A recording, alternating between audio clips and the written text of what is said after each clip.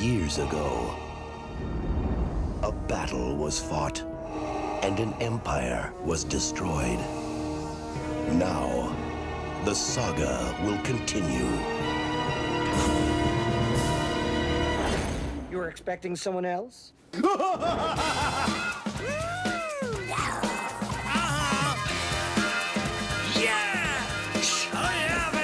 If you see only one movie in 1999, see Star Wars. But if you see two movies, see Austin Powers. That's right, Mr. Bigglesworth. We're back. Oh, behave. The Spy Who Shagged Me. No, Mr. Bigglesworth. No, bad catch. Dr. Evil does not like to be pee-peed on.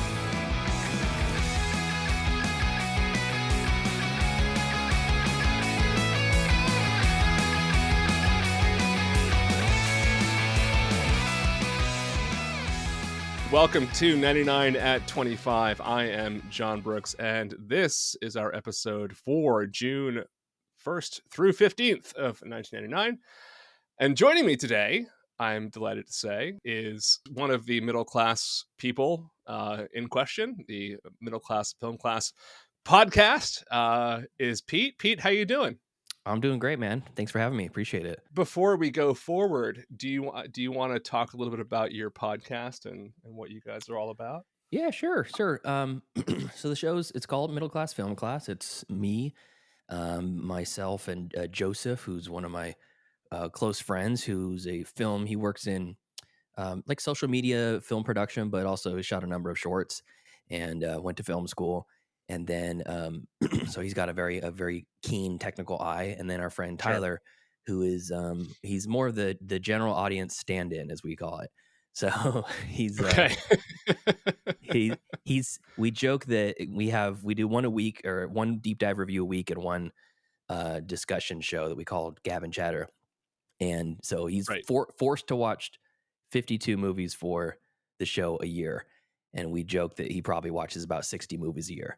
So he's our wild card. We love Tyler. He's a fun guy, and we're all friends in real life. And we record here in the studio every Saturday. Yeah. And we stream the recording session live to YouTube. That's a pretty recent addition to the podcast. It's been audio for like 3.5 years, and then we started getting into video and up the production quality and started doing live, and it was a lot of fun. And so we're kind of moving into this new realm, but it's more like a morning talk show sort of format for the first episode, the Monday releases, and then on Wednesday it's just a standard. We get a movie wheel, we spin it, we pick the next week's movie, and then we go on to the next one. It's cool you get to like do it in person, because that's Jen and I have known each other for a few years, and like we've never been in the same room at the same time. Even wow, really? Yeah. Never. Never. We're gonna try and hang out sometime this summer, but we've never actually. Where does she live? She is in Baltimore. I was gonna say it'd be funny if she was like a quarter mile from you. Yeah. She actually lives on the other side of town, but works hard. No, so many of my friends that I met like online during the pandemic, I've like never met in real life. So yeah, I got a lot of those. I've actually met a lot through the podcast, because we kind of joke that we're in part of this weird cinematic universe of podcasters, because there's a friend of the show podcast called Cinematics. And the Facebook group, the Cinematics Facebook group, we all kind of congregate on there and talk crap about this and that, or what movie recommendations are good, and share memes and all this kind of stuff. And, I've met a lot of great people through there, and a number of them have their own movie podcast, and everybody brings something different to the table and stuff. But I'd say 99% of them I'll never meet in person. Yeah, I don't know if Jen and I like could record in the same room. It'd be so weird. It wouldn't be. I don't know. The energy would be very like. You're like, this feels weird to make eye contact with you IRL. It's like when you used to play video games in the same room. You know what I mean? Like it's just thing that nobody does that anymore. But. Yeah, it's weird. And then I remember when peeking at someone's screen was considered. That was a big conversation. Is that a valid strat? or is that cheating? That's a good point. Yeah. If it's on the screen, it's right in front of you. It's a valid strat. Take advantage. Yeah, but you're supposed to be looking at your box in Get good. GoldenEye. If you can't look at both screens, get good. That's true. We used to. So when I was in college, we played a bunch of Counter-Strike, and this is before really this is probably around 99. This is before really the whole idea of like communicating through headsets and all that sort of thing. Yeah. So we all lived like in the same like on-campus apartment. There was like 6 of us, and we would coordinate by just yelling at rooms. so we'd take on like other teams who were actually playing individually in different places on their computers and couldn't do that. And we're just like strategizing by yelling at each other and being like, go here, do this, look down there. That's great. Which is now like, I mean, that's what you do with the headsets now, but back then it was considered taboo. Yeah, that's next level. And cheating because it was a different time. How old were you in 1999? I was born in 86, so let's see what that was. So I was 13, yeah, and my birthday is tomorrow, so I would, oh wow, yeah, in the week that we're talking about, I would have just turned 13. I'll add that to the let's see, June 14th. Yep, Pete Flag turns Day. 13. Flag Day, baby. Flag Day. Look at that. Wow. It's one of those ones where no one knows what Flag Day is unless you're born on it. I had no idea what Flag. I mean, I knew what it was, but like Betsy Ross. Ever heard of her? So you were 13, so you probably saw a lot of the more sort of youth-oriented movies, I would think. Yeah, a little bit. I mean, my mom is who turned me on to movies kind of at an earlier age, and some of the things that we would do together as she would kind of shape my cinematic mind is she would pull me out of school sometimes and we go to a different part of the Bay Area because I grew up halfway between Sacramento and San Francisco. Yeah. And she'd drive us out to the Bay and we go to some art house theater and watch a foreign movie. So I saw Ponette in theaters. I saw Bennett like Beckham in theater, like when it was not playing anywhere in the United States, know? Yeah. And we'd watch these really interesting stuff. So I watched foreign movies from a young age and just kind of interesting stuff. And she was a huge Monty Python fanatic. That was the type of media that shaped her as a young person. So she showed me all these weird British stuff and kind of interesting things. So I was open for anything. Wow. Yeah, and I did see The Red Violin, not in 99. I saw it a couple years later, and I just just rewatched it to prep for this because it's been on my list for a long time and it just hit streaming. So yeah. All right, we'll get to that in a second. So let's go through what movies are coming out in the first 2 weeks in June. There's not a ton because there is a juggernaut that comes its way on June 11th, and we'll get to that in a second. But the first notable one is that on June the 4th, Wim Wenders' Outstanding Academy Award-nominated Cuban music documentary, The Buena Vista Social Club, is released. The winning documentary of the year, which I was surprised to find out, I'd forgotten about this. I have seen this movie, was Kevin McDonald's One Day in September, about the murder of 11 Israeli athletes during the 1972 Olympics in Munich, the events of which were also the subject of Steven Spielberg's 2005 Oscar-nominated film, Munich. There's some good documentaries that year. I love the Buena Vista Social Club, but to me, I mean, American Movie is the movie that should have been nominated and won, and it did neither that year. But you ever seen Buena Vista Social Club? I didn't even heard of Buena Vista Social Club, to be honest. Oh, you got to watch it. It's great. Yeah. Wim Wenders is a German director. He is very eclectic. There's a lot of like David Cronenberg, David Lynch elements to Wim Wenders. A lot of his movies are very difficult to crack in terms of what they're actually going for. Got it. Okay. I'm into that. His biggest commercial and critical success would have been 1989's Wings of Desire, which is a phenomenal movie that was made into a less phenomenal movie with Nicolas Cage called City of Angels in the mid. Oh, really? Yeah. That's funny. they have nothing in common aside from the plot, but it is a absolutely fantastic movie. But yeah, it's a great documentary. It's a great music documentary. Highly recommend that one. He just did Perfect Days just this last year, right? That's him. Yep. Yep. Oh wow, okay, that's been on my watch list for a while. I'm just looking him up right now. That's interesting. Yeah. Yeah. I'm very hit and miss with him. I like. Oh, Paris, I love a Texas. lot of his movies. I hate a lot of them, and some of them it's both. So Cool. there's a I'm movie into called that. Until the End of the World that I both love and hate. Mm. Because it's so impossible to sort of like stop watching and thinking about, but it's also just so fucking weird and pretentious and hard to understand. Okay. So what's who am I thinking of? The guy that did Holy Motors. What is his name? Leo Carax. Carax or Carax, one of those. Something like Yep. that. Yep. I loved Annette. Holy Motors was like, what? All right. Cool. Good job. You did it. Yeah. Whatever it was. Yeah. Also that same day, John Sayles, Limbo, starring Mary Elizabeth Mastrantonio and David Strathern, is also released. That's another interesting movie. John Sayles is another one of my favorite directors. It's so weird to me because, like, I was talking to Jen about this recently.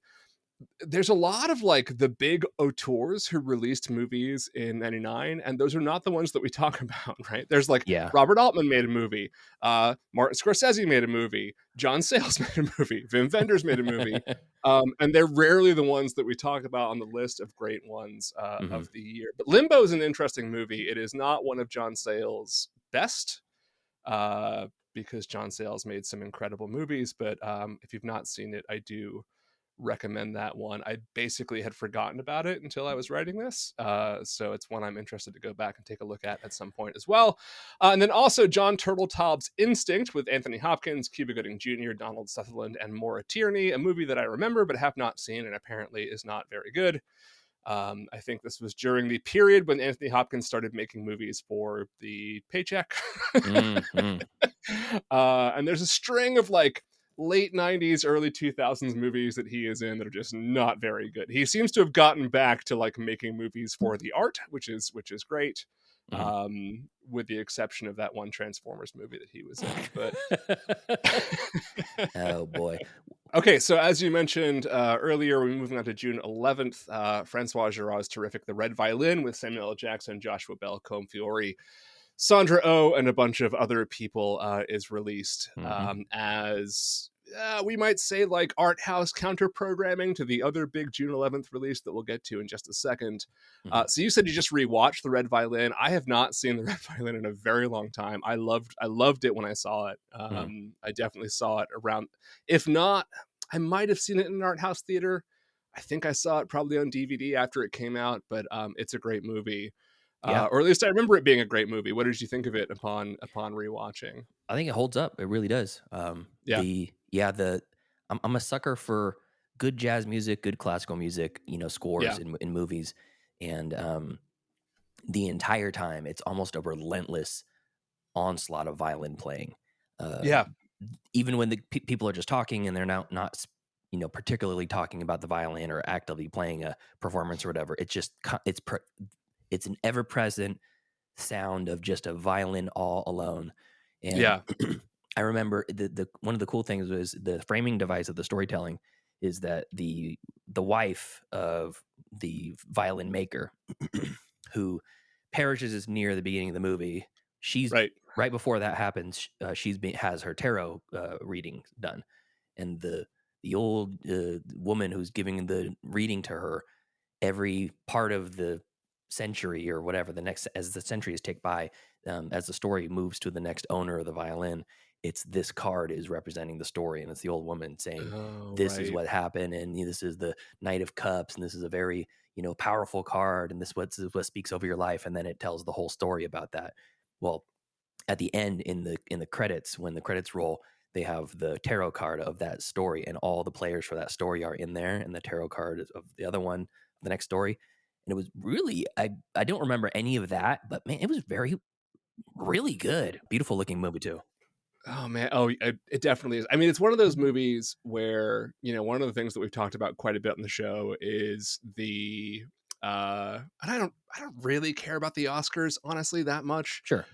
But one of the things about 99 that makes it such an interesting year among everything else is that when you look at the movies that were nominated for Best Picture, the only one that really belongs on that list is The Insider, and it is very easy to like replace the ones that, first of all, of course, American Beauty like swept them all, but to replace them with like the right movies. The Red Violin is one of those that I think should have been on that list. It is Really it is interesting.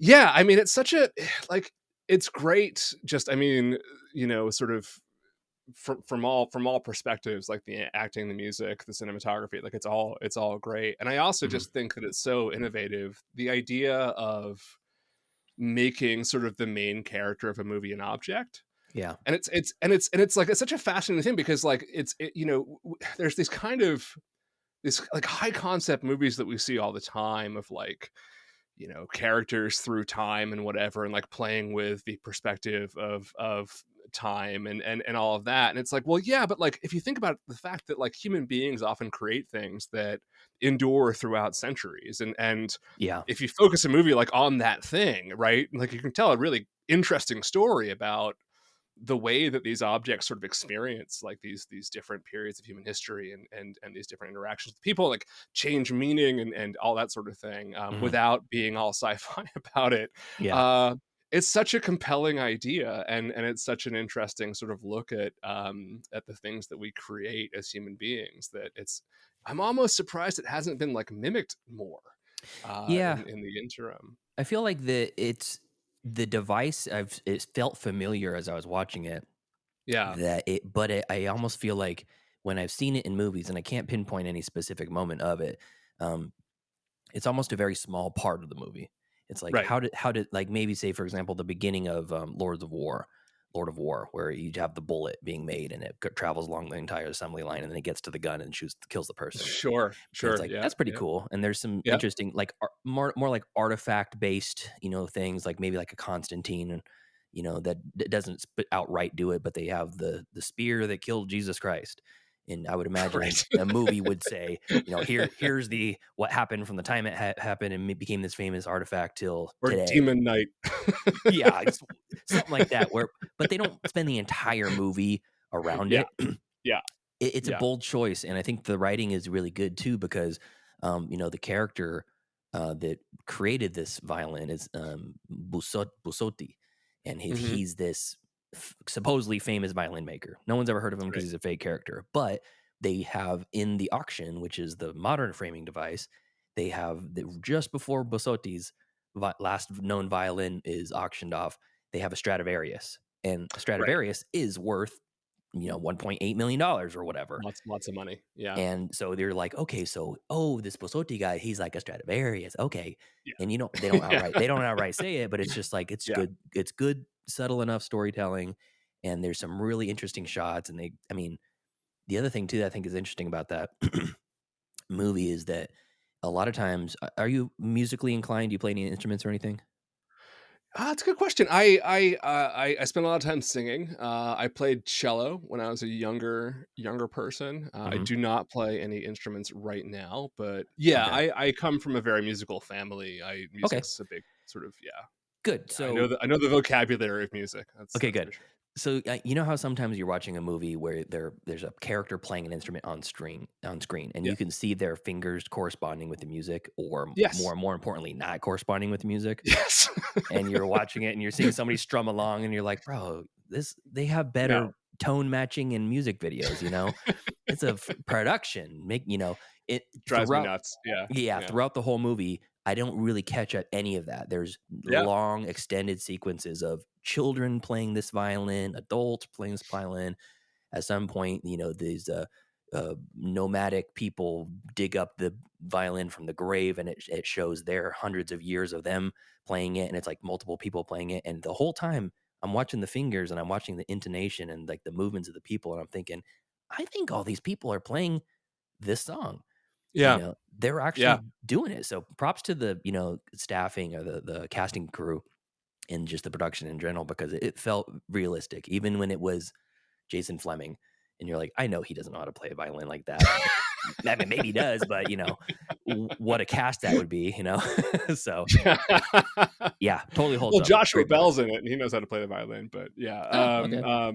yeah, he's a famous violinist, so that's Is he he's not.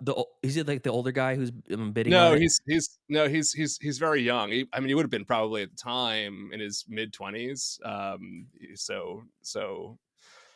He I'm was a looking up sort right of now. a violin virtuoso in the late 90s. Oh, interesting. Yeah. So yeah, his playing is obviously real, but yeah, no, Interesting. we gotta do an episode on that one at some point in the It's future. worth a I watch. can't wait to watch it again. Yeah, yeah. Well, on a very different note, the big release of this couple weeks is June 11th as well, and that is Austin Powers: The Spy Who Shagged Me, with Mike Myers, Heather Graham, Elizabeth Hurley, Seth Green, Rob Lowe, and tons of other people. Opens at number 1, ending the Phantom Menace's streak of 4 consecutive weeks at number 1 with a nearly $55 million opening weekend. It will go on to be the 4th highest grossing movie of the year, despite a lukewarm critical response. And despite what people don't remember, that the original movie tanked. It was an Really? absolute... You didn't know this? No. I Oh, remember nothing but fond memories of this movie. Of The Spy Who Shagged Me, or the original Yeah. Austin Powers? Oh, this is The Spy Who Shagged Me. I'm sorry. No, Yeah. the second one was fine. First one, great. Second one, First one is great. pretty good. The first one is great. Nobody saw it in the theater. The first one was a movie that tanked at the box office, was very well critically received. I think it has a Rotten Tomatoes score of like 72, which is like pretty ridiculously good. Yeah, yeah, you're right. 73.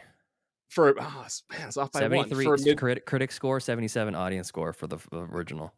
That's pretty good. Pretty good. So it for had a this broad comedy. it had this sort of word of mouth campaign. It did really, really well on video. Once people kind of discovered it, but like nobody went to go see it in the theater. And then it just sort of became a cultural phenomenon for a couple of years. Yeah. And then the sequel opens, and it, takes Phantom Menace off of the number 1 spot in the box office. I mean, people knew it was going to be a massive hit, but it's just so weird that like the sequel to a bomb is like predicted to be this massive hit and is being advertised as a massive hit. Yeah. And you really don't see that kind of thing anymore. I can't think of another example of a movie that went basically unnoticed and then had a sequel that just like blew the world up. I don't think there's I don't know if we're ever going to see that again too, because I don't the think so. theater experience and the home VOD experience is so intertwined now that the second that something hits theaters, if you're hearing good buzz or mid buzz or whatever, just give it a few weeks, maybe a few months at most. I'll be able to rent it for $6. Right. Yeah. Yeah, I love the first Austin Powers. I was not into the second Austin Powers. I know a lot of people love it. I don't know anybody who loves the third one, which I also don't love. No, but I do know people who love this one. So you liked the first one? You said this is okay? Yeah, it's fine. It's fine. That's what it's you fine. said. The second one, yeah, I feel like they're I like the idea of sending him back to the 70s. Because he's already remodernized himself, and it is a good way to go with it. That's my problem with it, though. Like my problem with it is like the first movie is funny because it's a fish out of water, Sure. And then you like put the fish back in water, and I'm like, that's not funny. Yeah, it's a little bit more than that, in my opinion. Mainly just because it's almost like he was acclimated to this new water, and you put him back in the first tank, and now he realizes how bad it was. And okay, and there's not enough there to hang a full movie on it. That's a good argument. I like that. But really, the thing that really irritates me about just about every comedy sequel is they take the same joke and try to replicate it or put a very small twist on it, and it's like, bro, it just doesn't work. You can't. They do it a lot in this movie. That's true. Yeah, you can't do and it might appeal to like a lowest common denominator sort of, situation where you're like, oh, it's funny because the melons, they look like boobs and they put them over here, and oh, look, he's naked and there's a sausage on screen. Get it? Um, so, naked guy, funny. That's the joke. But but I feel like the first one legitimately had a lot more to say and was more of Yes. a deeper for a movie that's a parody. I mean, it's basically it's a great parody of the 70s spy movies. Yeah. Yeah. Okay. So I'm when we rewatch it, because again, we haven't covered this one yet either. When we rewatch it, I will keep what you just said in mind. I may have been too unfair and not necessarily have noticed the whole idea that he's like reacclimating. So like I'll keep that in mind. I think that's actually that's a good point. That's kind of funny. To your point about recycling the jokes, I think this is so interesting because like, this is before memes existed, right? Like we didn't have an internet that we have now where people are recycling memes on social media. Yeah. But after Austin Powers 1 came out and became a kind of a cult hit on home video, there was a lot of memeing of those jokes going on, the like, the pinky thing and whatever, the $1 billion or whatever it is, right? And people were like saying it to each other, like in bars, Yeah. kind of like the Borat, like my wife thing, right? But like there was no internet to like run that joke into the ground, and so people are like waiting for like the equivalent of someone memeing it on the internet, and that happened to be the sequel to the movie, right? Like that's you're like waiting for the joke to reappear so you can all laugh together at that thing you've been saying to each other for the last couple of years. And I think there's a lot of like I think that's also why you don't see these kinds of sequels anymore either, because these jokes get recycled and sort of played out socially on like Twitter now and on Instagram now and that sort of thing. But no, that's a very valid point. I never thought about that. You're like, it's like the age of, you're basically just quoting the same line to your friend back and forth for years. And then you're like, wait a second. The guy that said it the first time said it on screen a second time in a new movie. Oh my God, I'm in heaven. It's the Leonardo DiCaprio thing pointing at the TV screen, right? Exactly. Speaking of memes, some of the better, comedy sequels that I can think of are something like 22 Jump Street, where it's like characters that people like, you put them in a similar but different situation, but try really hard not to recycle things.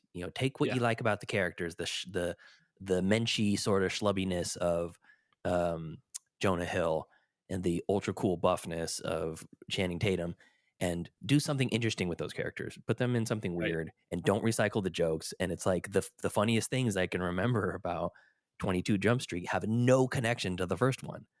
It's like, Jonah Hill's character having sex with Ice Cube's daughter.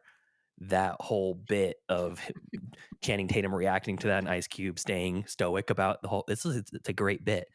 And no connection to the first one. It's just the characters being the characters. So you almost need to treat a sequel just as important as the first one nowadays, where you could be lazy about it with the sequel back in the day. Yeah, unlike say The Hangover 2 through 6 or whatever, where it's just the same fucking movie over and over again. Exactly. There's a giraffe in this one, though. Oh my God, it's a giraffe! I have no idea. I can't. I know I've seen more than one Hangover, but I can't distinguch any of them in my mind. No, so after the I liked first the first one quite a bit, and then I was like, I saw a sequel, and I'm like, this is the same fucking movie. You want to know something funny about The Hangover? Yeah, I'd love to. Excuse me.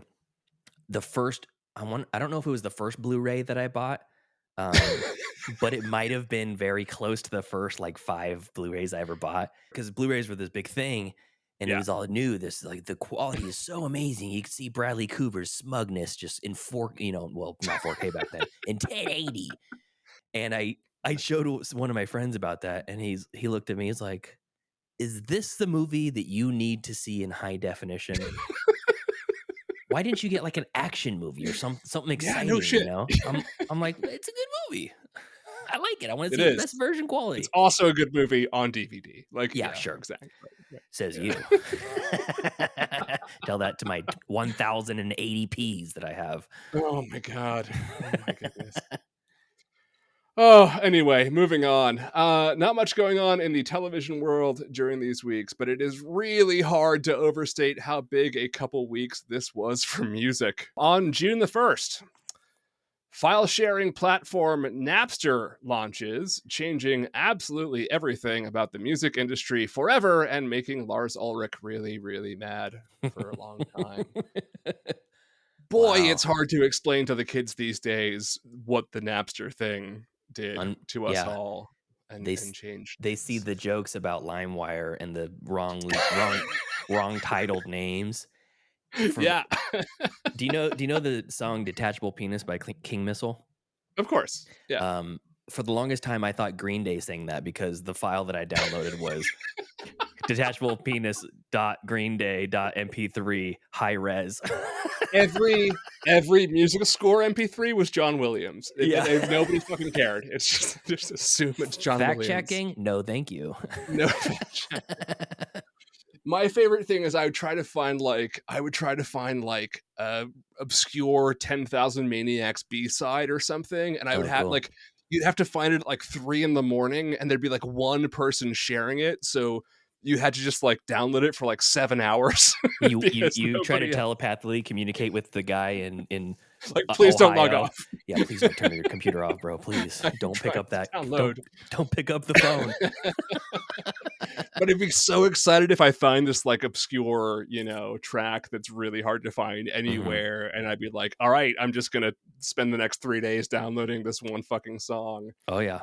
And sometimes it would take that long, but man, what a lot of fun that was. I didn't really. So I was in college, and we had a shared network drive where you could like put MP3s into folders and just like steal them from other people. And that was happening a lot.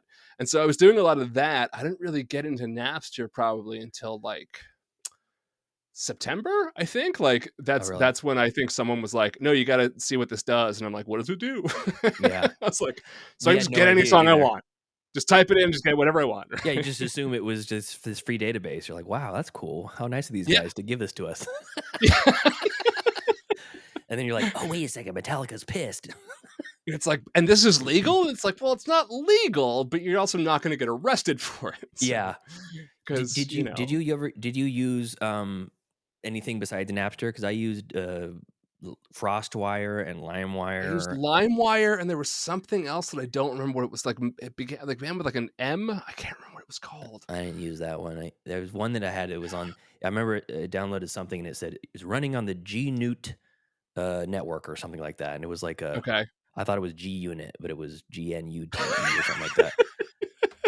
Another time capsule of that era. There was one in between Napster and LimeWire that I used a lot, and I have to look it up, try and figure out by looking it up on some oral history of stealing music website or whatever. But I remember that thing and LimeWire were different because they like used a different sort of process by which you could download things faster, and so like Napster was now lame. And also Kazaa, I remember I've used that one. Kazaa, that's the one. That's what I'm thinking of. Yeah, okay. yeah, that's what I'm thinking of.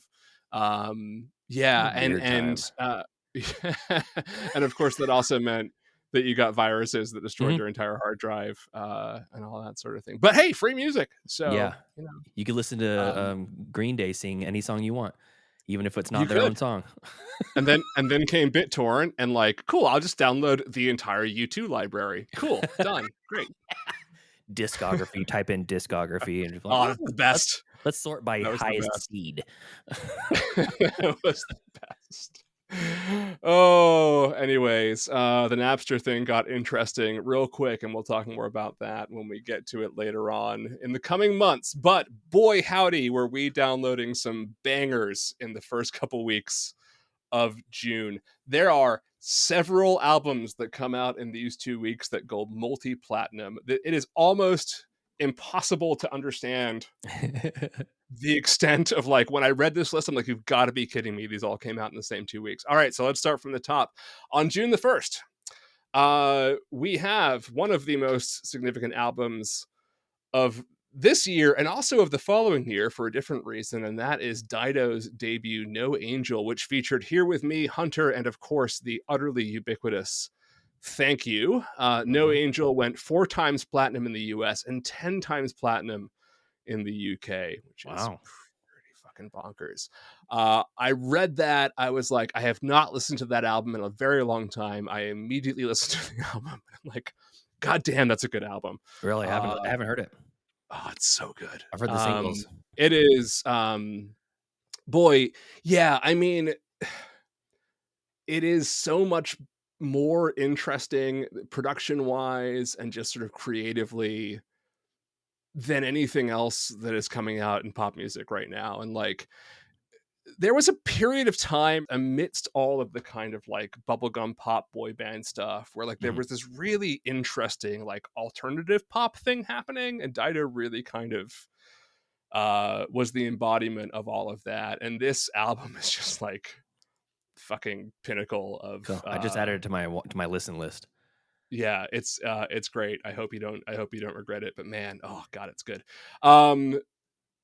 So then, of course, the following year, Thank You would be sampled by Eminem for Stan, and would go on to win Grammys that Dido kind of like shared with Eminem. It was it was weird, but that also brought Thank You back into the limelight. And so it kind of like became a hip hop song twice because of the way that Eminem sampled it. For Stan. And it's very weird. It probably happens more often now, but like that was the first that I was aware of where someone had sampled a song for a hit song a year after it came out. Yeah, it's strange. I think that now with certain songs that are like 3-4 years old and they're getting put into some rap songs, and I'm like, that just came out. Give it a minute. But I heard Stan a million times before I even knew who Dido was, and I listened to the song and I'm like, totally different vibe, still a banger. It's still a good song. Yeah, Thank You is such a great song. It is. It is so like it's such a straightforward and simple love song, and like it's just about mundane things, but it's so like gorgeously composed, and oh man, I couldn't say enough about it. It's fantastic. Also that day, actress Jennifer Lopez releases her first album on the 6th, which features the also ubiquitous Waiting for Tonight, If You Had My Love, and Let's Get Loud. That album goes triple platinum in the US and is also part of what a lot of music critics are saying is about to be the Latin pop takeover. That if you read a lot of sort of Rolling Stone and Spin and that sort of thing around that time, they would talk a lot about the rise of Latin pop with Ricky Martin. Obviously, his album had just come out a couple months before that. And then you had people like Gabriel Iglesias, Enrique Iglesias, and then who's the guy that she married? Enrique, Gabriel Iglesias.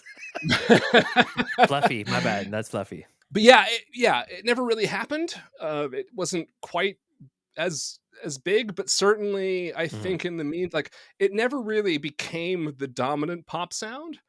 But for sure, I think you can say that like Jennifer Lopez, Ricky Martin, this era opened up an avenue of pop that exists now in things like Pitbull and that sort of thing, where the sort of Latin sound and Latin pop, I think, is much more mainstream, sort of infused into modern pop music than it would have been otherwise. Even if it didn't sort of take off as its own unique sort of genre. Shakira obviously kind of fits into that equation. Shakira was like my love of my life back then. Oh yeah. I fell head over heels for Shakira. And then I found out she was 4'10". I was like, oh my god, she's perfect. Just pick her up and carry her around. She's tiny. Yeah. I have a question for you. Does Lou Bega count as no Latin? Lou Bega's from Germany. No, he does not count as Latin. No, in all seriousness, to some degree, in all seriousness, yes, he does, because like there is like Cubano Latin influence, right, to Mambo Number Is he 5. really German? I'm pretty sure he actually is German. Yeah. Okay. He just dresses Let me like Pitbull, like Pitbull is like the evolved Lubega, German Pokemon. singer. Yeah. Yeah. Wow. David Lubega Balamese, better known by station Lubega, His is a middle name German is singer. Lubega. Lubega is his middle name. Yeah. What? His This first is like name's when I David. found out Florida is just Florida, you know? Yeah. He was Like, born in wow. Munich. Okay. To an Italian mother and a Ugandan father. So pretty, I mean, he's certainly like, you know, he's got some flavor to him. He's not a German white guy. Yeah. He's not, nor is he Milli Vanilli, but Yeah, he's German. I'm a Lubega apologist. That song had a stranglehold on our society. It did. Yes, it did. Many Sorry, of the songs I'm about to talk dude. about here had a stranglehold on our society. Mhm. So we got Jennifer Lopez, and then finally that same day, this is all one day, we got Dido, Jennifer Lopez, and the rock band Blink-182 releases Enema of the State, their breakthrough third album, which included giant hits like What's My Age Again, and of course, All the Small Things. Wow. That album would go to 5 times platinum in the US as well. What a day. What a day Seriously, to be wow. finding Napster and be like, I got some stuff to download today. Yeah, seriously. Yeah, that album, God, man, living in dorm rooms that year and the number of times I heard Enema of the State through osmosis, just walking through dorms, was a lot. Yeah, I saw Blink-182 at a show here in Sacramento, like right after they kind of hit big. A Dude Ranch had come out, and it might have been right when Enema of the State came out, if not then right before there. And the amount of like, they still seemed like just a bunch of young kids that were really enjoying their fame, and the energy that they produced from that show was so freaking cool. And I have an immense respect for any 3-piece bands or even a 2-piece band that can create something that's just that, you know, energetic and exciting. Yeah, it's crazy. I remember when they first came out and Enema of the State happened, and they have the music videos. The What's My Age Again music video was so iconic. I can't believe all that came out in the same day. That's pretty cool. It is wild. And I also like I'm when a 3-piece band can hit it, like the Police, you know, one of my favorite bands is Muse. They sound like they sound like there's 12 of them. It's bananas what they can do with 3 people. I had no idea there's only 3. Yeah. Wow. Do you have any 2 pieces that you can pull out of your hat that are worth a damn? No, but the other one is like Ben Folds 5. That's only 3 guys, you know? Oh, no, that's dope. Yep. They went with 5 in the name because it's alliterative, and Ben Folds 3 sounded bad. So they added 2 members who are imaginary. The Ben Folds Trio. All right, on June the 2nd, the Backstreet Boys Millennium breaks Garth Brooks' record for first week sales, which had been 1.08 million units. The Backstreet Boys sold 1.13 million units, and it became the first ever album to sell at least 500,000 copies for 2 straight weeks. Wow. Can I tell you why? They just wanted it that way. There's a little Backstreet Boys joke for you. Man, Very good. that album was big.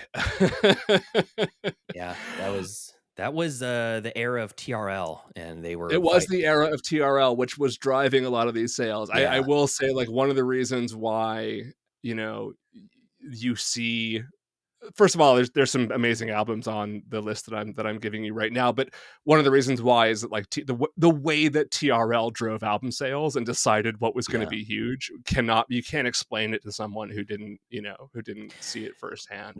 No, and the newer generation will never know the pain of buying a CD at Best Buy or Sam Goody or whatever, and saying, I guess Best Buy really wasn't even, they were kind of big, but Ours was the Warehouse. It was the music store in our town. They had Warehouse in Seattle. I loved Warehouse. Oh, really? Yeah. My God. Yeah. We go to the Warehouse and look at their CDs, and you're like, this one looks good, knowing nothing about it. And you read the title of the tracks on the back, you go, interesting. Yeah. Okay. You take it home, you listen to it, unlistenable. It's that the pain of spending $13 on a CD that you saved up your money all week to buy, and you take a risk. So the Total Request Live, at least you could say, okay, I like Korn. I'll try some other corn stuff, you know? Could you say that? Yeah. Jonathan Davis was dope back then, man. He's pushing limits. Korn's okay. Of that genre, Korn is obviously the best. Yeah, they're right. That genre. They are all right. Yeah, or you had to like buy a magazine to like read or review, you know. Or you had to get Napster. Or get everything for free on Napster and then just delete whatever you don't like. It's very simple. On June the 7th, Jerry Halliwell, better known to the world as of the 1990s as Ginger Spice, releases the first of what will be a number of solo albums by former Spice Girls, Schizophonic. Halliwell had left the Spice Girls the previous year and reduced them to a foursome. Generally well received, it went double platinum in the UK and sold modestly well in the US, remaining the best-selling Spice Girls solo album over here, which I found kind of surprising. But then I thought, well, so Mel C was a pretty successful solo artist in the UK. I think she was the biggest solo artist in the UK. But then I was like, did anybody buy Mel C albums here? I don't think they did. Yeah. Which one was she? Sporty. Okay. Yeah. And then Posh just kind of went off and married David Beckham. And the other one was Scary Spice, and I think she had a couple albums that did pretty well. But then also kind of became a TV personality and did like America's Got Talent and all of that stuff. So maybe that's why these Spice Girls are getting back together to tour again. And Baby Spice is still touring as the Spice Girls solo act.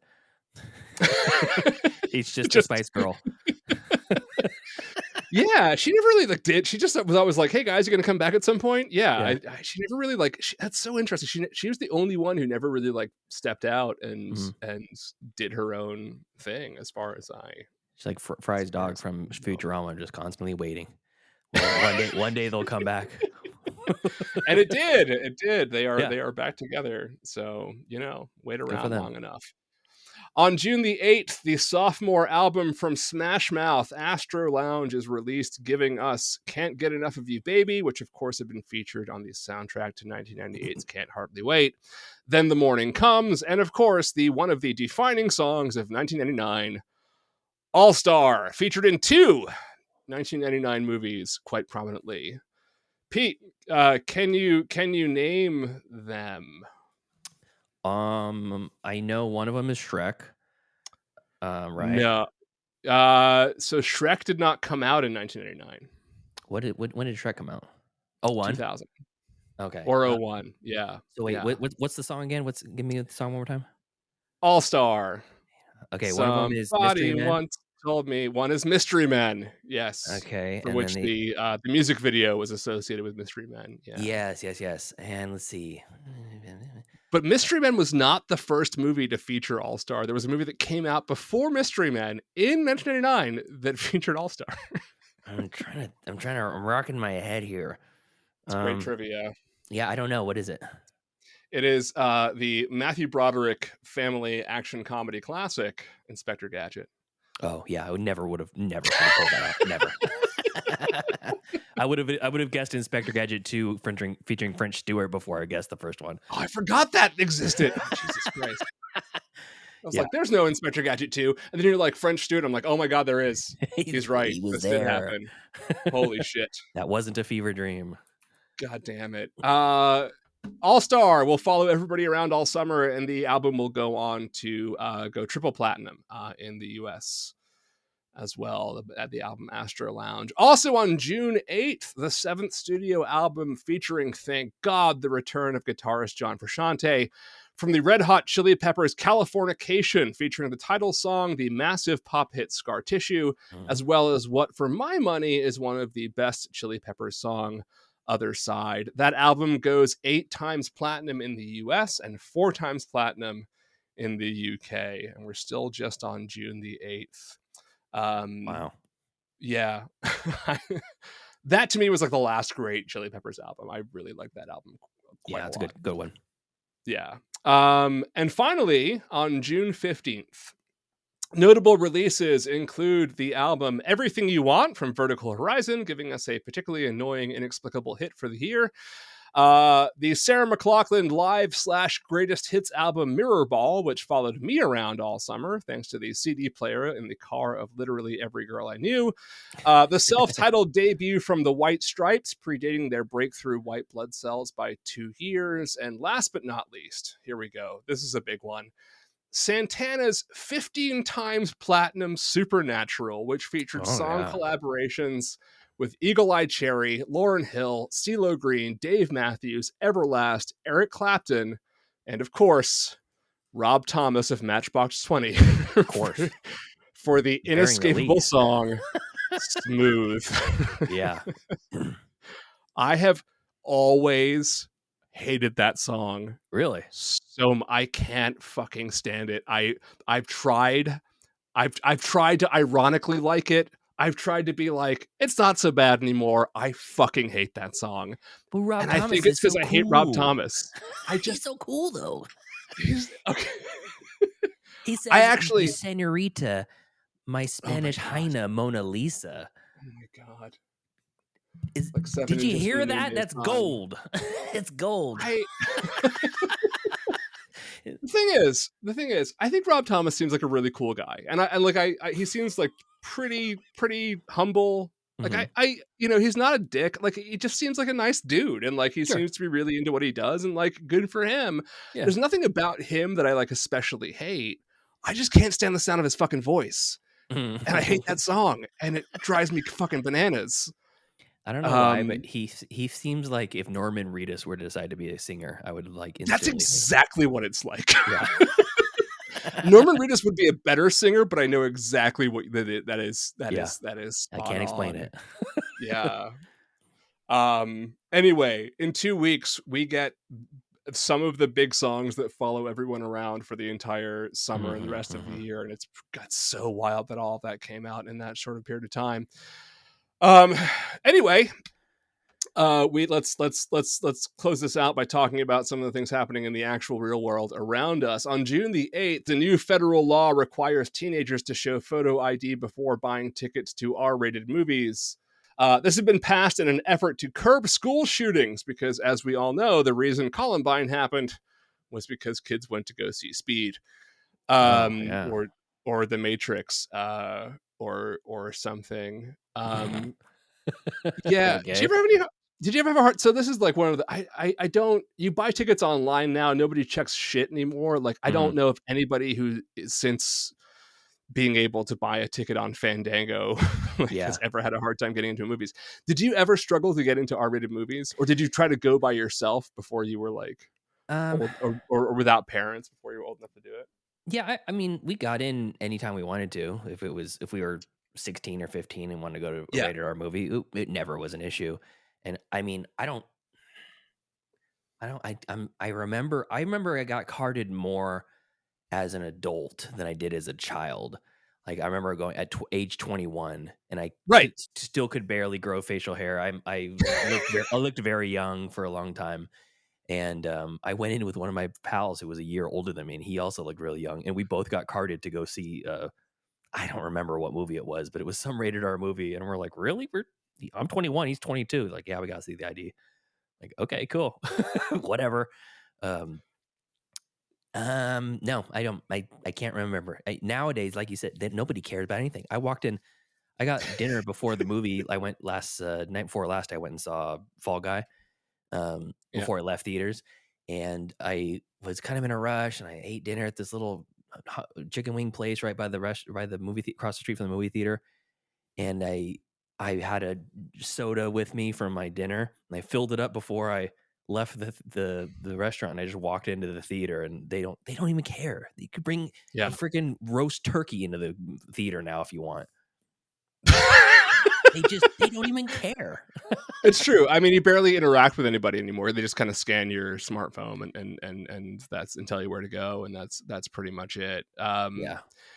Yeah, I remember. So like when I was growing up, I used to go to the movies with my brother all the time. My brother is 5 years older than I am, right? So, um, I'd be like 13, he was 18.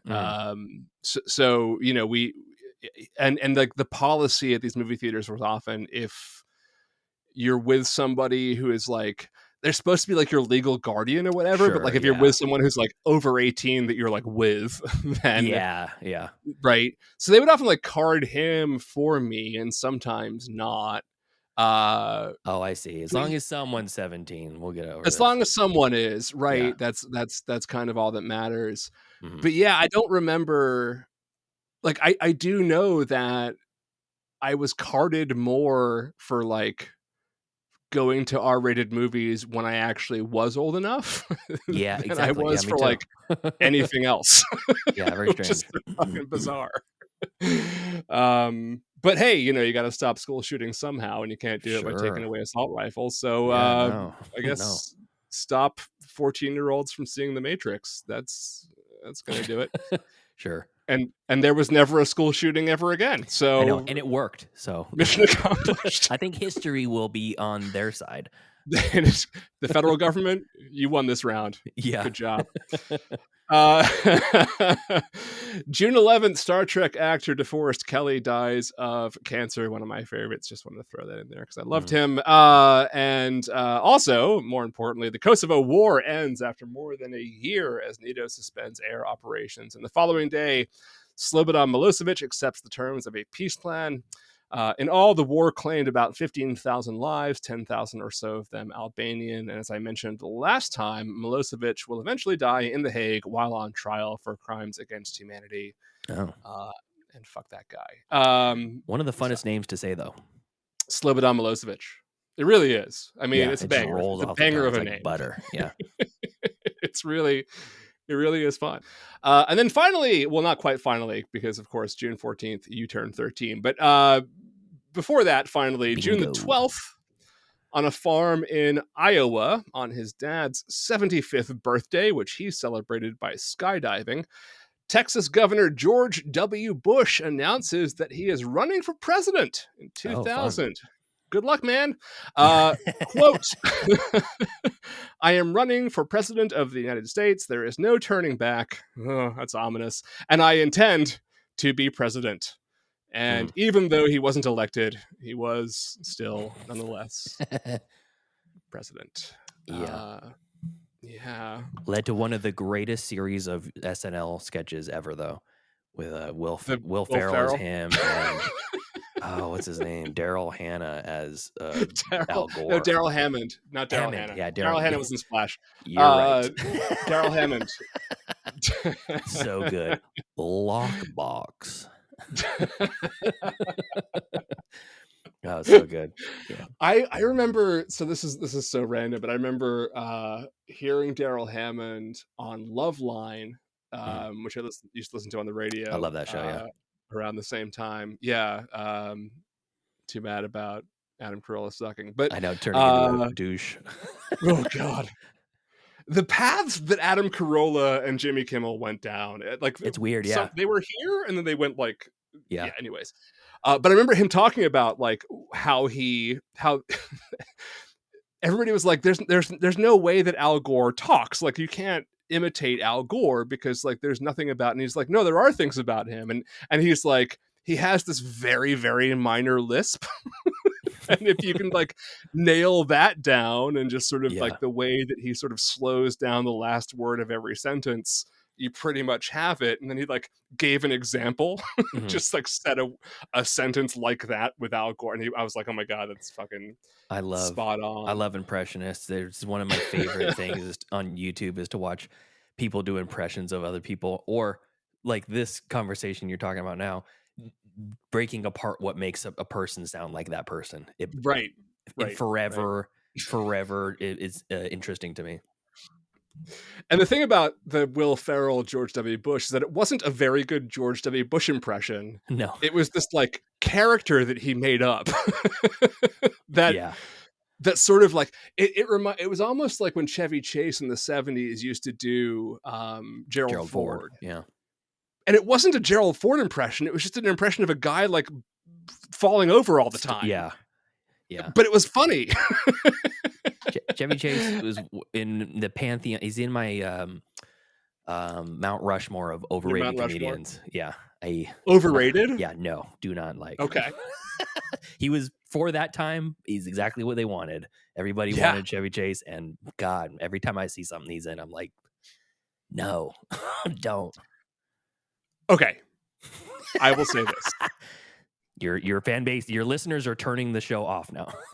No, look, Chevy Chase is a fucking scumbag. He sucks. Like, fuck that guy so much. He's a narcissistic asshole. Uh-huh.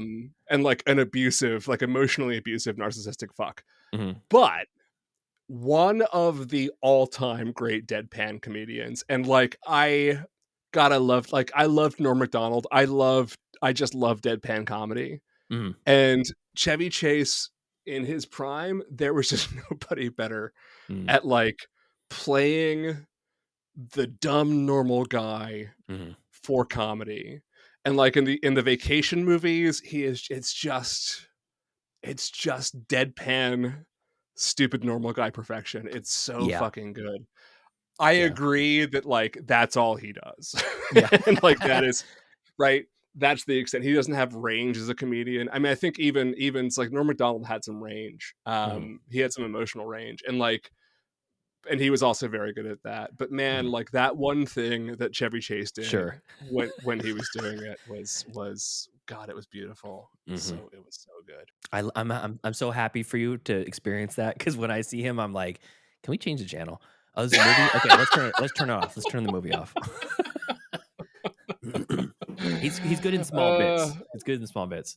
I think maybe it's just the fact that when I watched a lot of the classic SNL, episodes, I'm looking at like Dan Aykroyd working his ass off in the Bassomatic sketch, and like that, it timed perfectly. He's like an auctioneer with the speed at which he's delivering it, and then you have somebody like Steve Martin, who is giving one of some of the dumbest, most hilarious performances. And then I see Chevy walk in and trip on an ottoman, and everyone's laughs, and I'm like, what am I missing? What am I missing? The guy fell down. He fell down. That's funny. Look at his hair. He's sweaty. Oh my God. That's just me. That's just me. I'm stuck in my craw. So the Will Ferrell impression, again, it was fine. It was kind of like when Alec Baldwin did Trump, right? Like he tapped into something that was very much like the essence of who that person was. It's like their aura, but didn't sound or look exactly like him. Correct. Right. And there's a lot of people who are doing incredible Trump impressions, and people who ended up doing incredible George W. Bush impressions. And but like Will Ferrell turned his George W. Bush into like its own singular character. And like he did like a tour where he played his George W. Bush like on tour. And it was man, it was great. Yeah, I think that's when like SNL started getting really strong again. Largely because of the Bush Gore campaigns. It really was. And they had some really good talent around that time as well. It was a little iffy a couple years before, but anyway, keep an eye on this George W. Bush fella, see what happens to him. Maybe we'll hear about him one day. A couple years later in September, take a very iconic photo. I teach high schoolers who like were not born when he was president, so you know, or like were just born when he was president. Which is just wild. And George, who? There's two of them? Oh wow, that's weird. that honestly, they're like, I had no idea. I thought they were the same person. It's like, nope, two different ones. It's George Quincy Adams, not Anyhow, all right. Well, that brings us to June 14th, Flag Day, and your 13th birthday, and that will close out first half of June of 99. Yeah, there it is. Big entertaining few weeks. I also share a birthday with Boy George and Donald Trump, surprisingly. Oh, fucking yeah. Donald Trump. Is that why he hugs flags? Because he's Yes. born on Flag Day? I love it. It's so good. I love it. Do you think he even knows he was born on Flag Day? Do you think he's even aware of that? Probably not. I don't think he knows. I don't think he remembers his birthday. I mean, I love flags. Yeah, they're great. Yeah. No, it's a long time ago you get one of those websites or whatever that tells you things that happen on your birthday. And I remember way before he was ever a presidential candidate, even on The Apprentice, I looked it up. I'm like, Boy George and Donald Trump. Interesting. Okay, whatever. Moving on. I share a birthday with slightly less shitty people. Cool. Magic Johnson. Cool. Yeah. Lamorne Morris. That's great. Okay. Marcia Gay Harden. That's cool. David Crosby. Halle Berry. Ooh. And to close this out, since we've talked about both of them, Steve Martin and director Wim Wenders. So there you go. Exciting. Brings us all the way back to the beginning. Yeah, we came full circle. Also Mila Kunis and Tim Tebow, but like, who cares? Yeah. Exciting. Two famous athletes that have moves named after them. You know, Magic Johnson, they get a specific type of shot or whatever, and Tim Tebow, good point, kneeling with the elbow on his the thinker. It's that Leo energy. Yeah. Oh, there you go. All right, so that's it. We're done. We have made it through the first couple weeks of June. I'm going to be with you again pretty soon, which is exciting. So yes, absolutely. Keep an eye out for that. Before we go, Pete, you want to tell people where to find your podcast? Sure. Yeah. Thank you so much again for having me. It's been really fun talking with you. I wasn't sure where the conversation was going to go, and I'm glad we were able to go down some rabbit trails, because 99 was a fun time in my life. And every time you name a new song or artist or whatever, I'm like, oh yeah, that's when I was really into Coldplay too. Oh yeah. Lou Bega. Big Lou Bega fan. Yeah. Just the one song. But it was it was really fun. So thank you so much. And if your listeners want to hear more of me talk, there's two more of us generally on the show. It's called Middle Class Film Class. Just type that into any podcast player of your choice, or even better, go to the YouTube channel, youtube.com/@middleclassfilmclass. And we live stream every Saturday, 12:30 Pacific, and it usually goes for about 3 hours or so. It's really fun. And then those episodes are released on the podcast and a more edited version every Monday and every Wednesday. So really fun. And we do a lot of listener interaction. So if you listen and you have thoughts, or you want to chime in and say, hey, you should talk about this movie, come into the chat. So come say hi, send us an email. We'll read them all on air. We actually have a mystery listener who signs in under the name of Gossip Girl, who we have no idea who they are. And they come on and disparage Tyler every once in a while, send an email in. That's awesome. It's very fun. Yeah. So come on, give us a listen. It's a lot of fun. Love it. All right. Thanks so much, Pete. This is great. And we'll be back next week. And in the meantime, look out for frogs.